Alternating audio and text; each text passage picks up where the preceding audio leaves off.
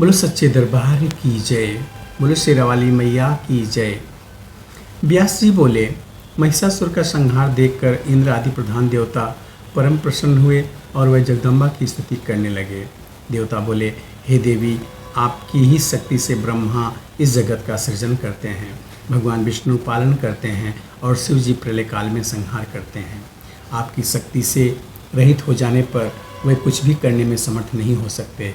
अतः जगत का सृजन, पालन और संहार करने वाली आप ही हैं। इस संसार में कीर्ति, मति, स्मृति, गति, करुणा, दया, श्रद्धा, धृति, वसुधा, कमला, अजपा, पुष्टि, कला, विजया, गिरिजा, जया, तुष्टि, प्रमा, बुद्धि, उमा, रमा, विद्या, क्षमा, कांति और मेधा, ये सब शक्तियाँ आप ही हैं। इस लोकी में आप विख्यात हैं। संपूर्ण जगत को आश्रय देने वाली हे देवी, आपकी इन शक्तियों के बिना कौन व्यक्ति कुछ भी स्वयं कर सकने में समर्थ है। हे अम्बा, धारणा शक्ति भी निश्चित रूप से आप ही हैं, अन्यथा कच्छप और शेषनाग इस पृथ्वी को धारण कर सकने में कैसे समर्थ हो पाते। पृथ्वी शक्ति भी आप ही हैं। यदि आप इस रूप में ना होती तो प्रचुर भार से संपन्न यह संपूर्ण जगत आकाश में कैसे ठहर सकता था।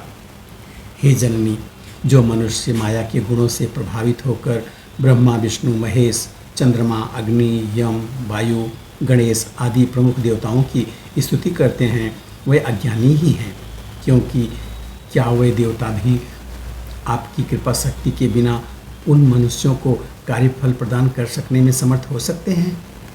हे अम्बा, जो लोग सुविस्तृत यज्ञ में देवताओं को अधिकृत करके अग्नि में पुष्कल आहुति देते हैं, वे मंदमती हैं, क्योंकि यदि स्वाहा के रूप में आप ना होती तो वे देवता हवि द्रव्य को कैसे पाते। तब फिर वे मूढ़ आपका ही यजन क्यों नहीं करते। आप जगत के चराचर प्राणियों को भोग प्रदान करती हैं और अपने अंशों से उन्हें दिव्य नित्य जीवन देती हैं। हे जननी, जिस प्रकार आप अपने प्रिय देवताओं का पोषण करती हैं, उसी प्रकार अपने शत्रुओं का भी पालन करती हैं। हे माता, बुद्धिमान पुरुष विनोद के लिए उद्यान में लगाए गए वृक्षों में से कुछ वृक्षों के फल और पत्तों से के रहित हो जाने अथवा उन वृक्षों का रस कड़वा निकाल जाने पर उन्हें कभी भी नहीं काटते, उसी प्रकार आप भी अपने ही बनाए हुए दैत्यों को भली भांति रक्षा करती हैं। करुणा रस से ओतप्रोत हृदय वाली आप रणभूमि में बाणों द्वारा शत्रुओं का जो संहार करती हैं, वह भी उनका मनोरथ पूर्ण करने के लिए ही होता है, क्योंकि दूसरे जन्म में देवांगनाओं के साथ क्रीड़ा विहार करने की इच्छा रखने वाला उन्हें जानकर ही आपके द्वारा ऐसा किया जाता है। ऐसा आपका अद्भुत चरित्र है। हे माता, बड़ी विलक्षण बात तो यह है कि विख्यात प्रभाव वाले उन दैत्यों का संहार जो आपके संकल्प मात्र से ही संभव था, इसके लिए आपको अवतार लेना पड़ा। यह शरीर धारण करके आप वास्तव में इसी के सहारे लीला करती हैं, इसमें कोई दूसरा कारण नहीं है।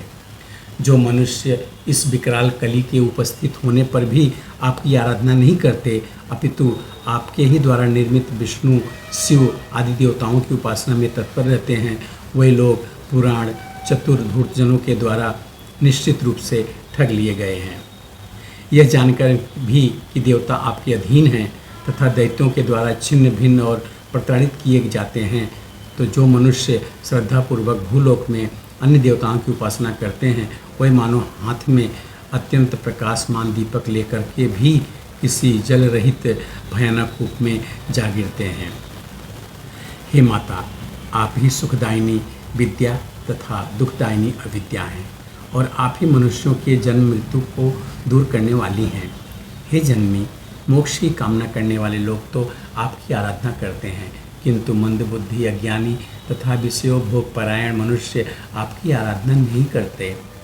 ब्रह्मा, विष्णु, महेश तथा अन्य देवतागण आपके शरणदायक चरण कमल की निरंतर उपासना करते हैं, किंतु जो अल्पबुद्धि मनुष्य भ्रमित होकर मन से आपकी आराधना नहीं करते, वह संसार सागर में बार बार गिरते हैं। हे चंडिके, आपके चरण कमल से उत्पन्न हुई धूलि के प्रभाव से ही ब्रह्मा सृष्टि के प्रारंभ में संपूर्ण भुवन की रचना करते हैं, विष्णु पालन करते हैं और शिव जी संहार करते हैं। इस लोक में जो मनुष्य आपकी उपासना नहीं करता वह भागा है। हे देवी, आप ही देवताओं तथा दैत्यों की बाग देवता हैं। यदि आप मुख में विराजमान न रहती तो बड़े बड़े देवता भी बोलने में समर्थ नहीं हो सकते थे। मुख होने पर भी मनुष्य उस वाक शक्ति के बिना बोल नहीं सकता। हे जननी, महर्षि भृगु ने कुपित होकर भगवान विष्णु को शाप दे दिया, जिससे उन्हें पृथ्वी पर बारंबार मत्स्य, कूर्म, बाराह, नरसिंह और छली वामन का अवतार लेना पड़ा। तो फिर एक ऋषि के शाप से अपनी रक्षा न कर पाने वाले ऐसे विष्णु आदि उन देवताओं की उपासना करने वाले लोगों को मृत्यु का भय क्यों नहीं बना रहेगा? हे माता, संपूर्ण संसार में यह बात प्रसिद्ध है कि भृगु मुनि के कानन में गए हुए भगवान शिव का लिंग मुनि के शाप के कारण कटकर पृथ्वी पर गिर पड़ा था। अतः जो मनुष्य पृथ्वी पर उन कापालिक शिव को ही भजते हैं, उन्हें इस लोक तथा परलोक में भी सुख कैसे प्राप्त हो सकता है?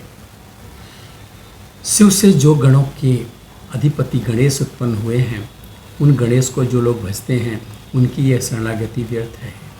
हे देवी, वे लोग सभी प्रकार के अभीष्ट फल प्रदान करने वाली तथा सुखपूर्वक आराधनीय आप जगन जननी को नहीं जानते हैं।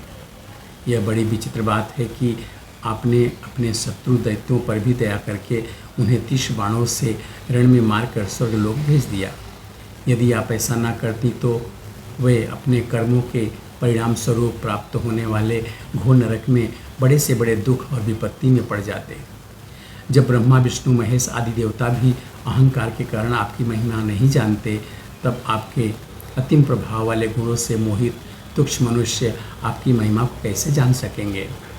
जो मुनिगण अपने स्वरूप को बड़ी कठिनता से ध्यान में आने वाला समझकर आपके चरण कमल की उपासना नहीं करते, अपितु सूर्य, अग्नि आदि की उपासना में लगे रहते हैं, वह मूढ़ बुद्धि अनेक विध कष्ट पाते हैं।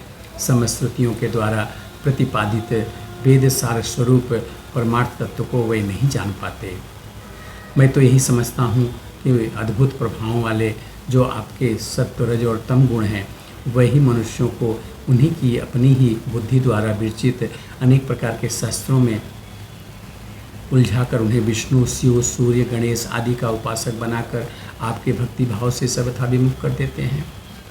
हे अंबिके, जो लोग विष्णु तथा शिव की पूजा और भक्ति से परिपूर्ण शास्त्रों के उपदेश द्वारा ब्राह्मणों को आपके चरणों से विमुख कर देते हैं, उनके ऊपर भी आप क्रोध नहीं करती हैं, बल्कि दया ही करती हैं, और इसके अतिरिक्त मोहन आदि मंत्रों के ज्ञाताओं को भी आप संसार में बहुत प्रसिद्ध बना देती हैं। सतयुग में सत्य युग की प्रबलता रहती है, अतः इस युग में असत शास्त्रों पर आस्था नहीं हो सकती। किंतु कली में तो कवित्व के अभिमानी लोग आपकी उपेक्षा करते हैं और आप ही के द्वारा बनाए गए देवताओं की स्तुति करते हैं। इस पृथ्वी तल पर अत्यंत शुद्ध अंतःकरण वाले जो सात्विक मुनिगण मुक्ति फल प्रदान करने वाली योग सिद्धा एवं पराविद्या स्वरूपिणी आप भगवती का ध्यान करते हैं, वे पुनः माता के गर्भ में आकर कष्ट नहीं पाते। जो मनुष्य आप में ध्यान मग्न हैं, वह धन्य हैं। आप चित्त शक्ति हैं और वही चित्त शक्ति परमात्मा में विद्यमान है, जिसके कारण वे भी नाम और रूप से अभिव्यक्त होकर इस जगत के सृजन, पालन और संहार रूपी कार्यों के कर्ता के रूप में लोकों में प्रसिद्ध होते हैं। उन परमात्मा के अतिरिक्त दूसरा कौन है जो आपसे रहित होकर अपनी शक्ति से इस जगत का सृजन, पालन और संहार करने में समर्थ हो सकता है? हे जगदम्बे, क्या चित्त शून्य तत्व जगत की रचना करने में समर्थ हो सकते हैं? चूँकि तत्व जड़ है, अतः वे जगत की रचना में समर्थ नहीं है। हे देवी, यद्यपि इंद्रियां गुण तथा कर्म से युक्त हैं, फिर भी आपसे रहित होकर क्या वे फल प्रदान कर सकती हैं? हे माता, यदि आप यज्ञों में स्वाहा के रूप में निमित्त ना बनती, तो क्या देवतागण उन यज्ञों में मुनियों के द्वारा विधिवत प्रदान आहुति रूप यज्ञ भाग प्राप्त करते? अतः यह निश्चित हो गया है कि आप ही विश्व का पालन करती हैं। सृष्टि के प्रारंभ में इस संपूर्ण जगत की रचना आपने ही की थी। आप ही विष्णु, शिव आदि प्रमुख देवताओं तथा दिक्पालों की रक्षा करती हैं और प्रलय काल में आप ही संपूर्ण विश्व को अपने में विलीन कर लेती हैं। हे देवी, जब ब्रह्मा आदि देवता भी आपके आद्य चरित्र को नहीं जानते, तब मंद भाग्य हम देवताओं से कैसे जान सकते हैं। हे माता, आपने महिष का रूप धारण करने वाले अत्यंत उग्र असुर का वध करके उस देव समुदाय की रक्षा की है। हे जननी, जब वेद भी यथार्थ रूप से आपकी गति को नहीं जान पाए, तब हम मंद बुद्धि देवताओं से कैसे जान सकते हैं, कैसे आपकी स्तुति करें। विख्यात प्रभाव वाली हे जननी, आपने जगत में महान कार्य किया है, जो कि आपने संसार के अचिंत्य कंटक स्वरूप हमारे शत्रु दुरात्मा महिषासुर का वध कर दिया। ऐसा करके आपने संपूर्ण लोकों में अपनी कीर्ति स्थापित कर दी है। अब आप सारे संसार पर अनुग्रह करें और हमारी रक्षा करें। व्यास जी बोले, इस प्रकार देवताओं के स्तुति करने पर देवी ने मधुर स्वर में उनसे कहा, हे श्रेष्ठ देवतागण, इसके अतिरिक्त भी कोई दुस्साध्य कार्य हो तो उसे आप लोग बता दीजिए। जब जब आप देवताओं के सामने कोई महान दुस्साध्य कार्य उपस्थित हो, तब तब आप लोग मेरा स्मरण कीजिएगा, मैं उस संकट को शीघ्र ही दूर कर दूंगी। देवता बोले, हे देवी, इस समय आपने हमारा सारा कार्य पूर्ण कर दिया है, जो कि आपके द्वारा हमारा शत्रु या महिषासुर मार डाला गया है। हे अम्बा, हे जगत जननी, अब आप हमारे मन में अपने प्रति ऐसी अविचल भक्ति स्थापित कीजिए कि हम सदा आपके चरण कमल का स्मरण करते रहें। माता ही अपनी संतान के हजारों अपराध सह सकती है। ऐसा समझकर लोग जगत की उत्पत्ति स्वरूपा भगवती की उपासना क्यों नहीं करते। इस देह रूपी वृक्ष पर जीवात्मा और परमात्मा रूपी दो पक्षी रहते हैं। उन दोनों में सर्वथा मित्रता बनी रहती है, किंतु उनका तीसरा सखा कोई भी नहीं है जो अपराध को सह सके। अतएव यह जीव आप जैसे मित्र को त्याग कर क्या करेगा। देवताओं और मानवों की योनि में वह प्राणी पापी, मंदभागी और अधम है, जो अत्यंत दुर्लभ देह पाकर भी आपका स्मरण नहीं करता। हम मन, वाणी और कर्म से बार बार यह सत्य कह रहे हैं कि सुख अथवा दुख प्रत्येक स्थिति में एकमात्र आप ही हमारे लिए अद्भुत शरण हैं। हे देवी, आप अपने समस्त श्रेष्ठ आयुधों द्वारा हमारी निरंतर रक्षा करें। आपके चरण कमलों की धूलि को छोड़कर हमारे लिए कोई दूसरा शरण नहीं है। व्यास जी बोले, इस प्रकार देवताओं की स्तुति करने पर भगवती जगदम्बा वहीं अंतर ध्यान हो गई। तब उन्हें अंतर्हित देखकर देवता बड़े विस्मय में पड़ गए। यहाँ पे पंचम स्कंद का 19वां अध्याय पूरा होता है। बोलो सच्चे दरबार की जय।